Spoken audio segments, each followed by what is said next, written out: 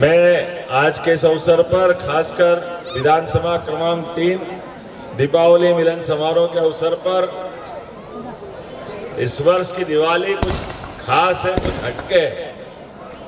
और हटके इसलिए भी है कि 500 साल के संघर्ष के बाद प्रभु राम अयोध्या में अपने धाम के अंदर धूमधाम से क्या दिवाली मनी और क्या आनंद आया।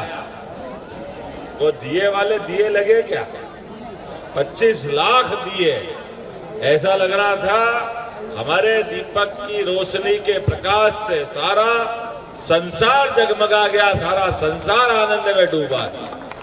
अपना अयोध्या का सरयू माता का तट 500 साल पहले उड़ते फटाके वो हमारे उज्जैन से निकले सम्राट विक्रमादित्य ने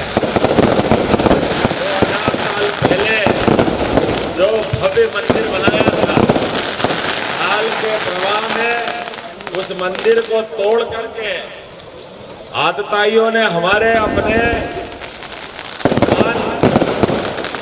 सम्मान और हमारी अपनी इज्जत में प्रश्न लगाया था। लेकिन आज दुनिया का सबसे बड़ा लोकतंत्र और ये फूटते फटाके फूटने दो भाई, यही तो दिवाली का आनंद है। जोरदार ताली बजाओ आनंद के साथ। एक एक आवाज दुश्मन की छाती में बंदूक की गोली की तरह लग रही है। ये आनंद हमारा है, ये हिंदू संस्कृति है, ये सनातन संस्कृति है, भगवान राम और कृष्ण की संस्कृति है, बाबा महाकाल का आशीर्वाद है। हमने कभी किसी को दबाया नहीं, हमने कभी किसी को डराया नहीं, लेकिन कोई डराए हमको ये कभी मंजूर भी नहीं है दुनिया में। हिंदू किसी को छेड़ेगा नहीं, लेकिन हिंदुओं को कोई छेड़े तो फिर किसी को छोड़ेंगे भी नहीं। ये वर्तमान के समय में सनातन संस्कृति का अपना मूल स्वभाव है।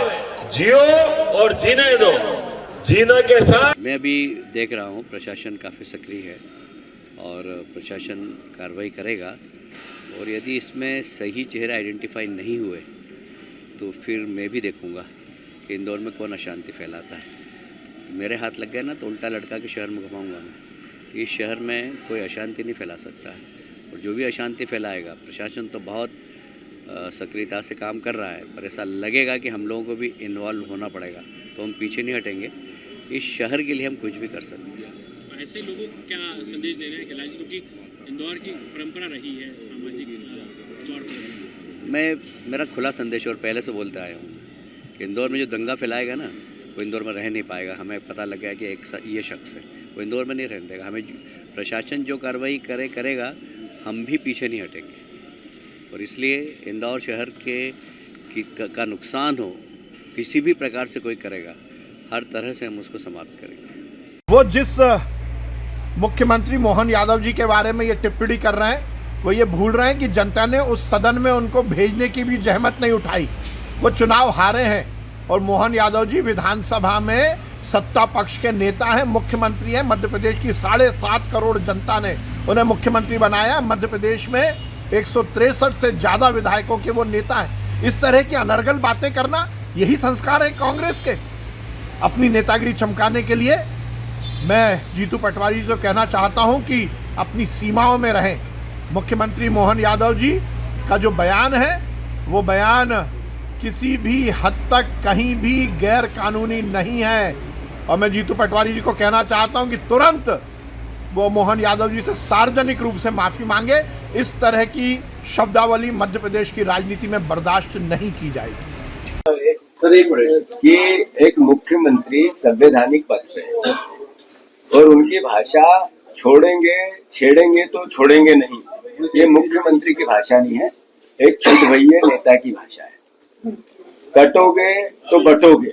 अभी सचिन जी ने कहा कि हमारा नारा है कि बच्चों को पढ़ाओ और बढ़ाओ।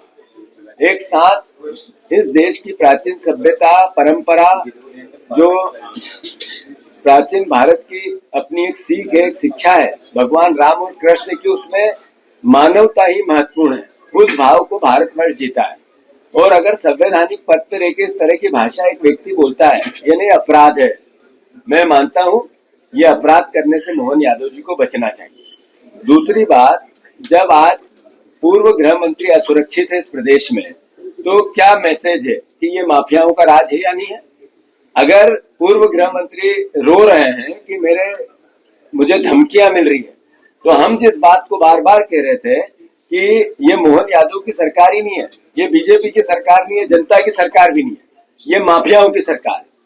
ड्रग्स माफिया, भू माफिया, शिक्षा माफिया, प्रशासनिक माफिया, किस किस तरह के माफिया। अब राजनीतिक लोगों को भी दबाने और धमकाने के लिए भी एक माफिया है, जिसका एक तरह से सत्यापन किया आदरणीय भूपेंद्र सिंह जी ने।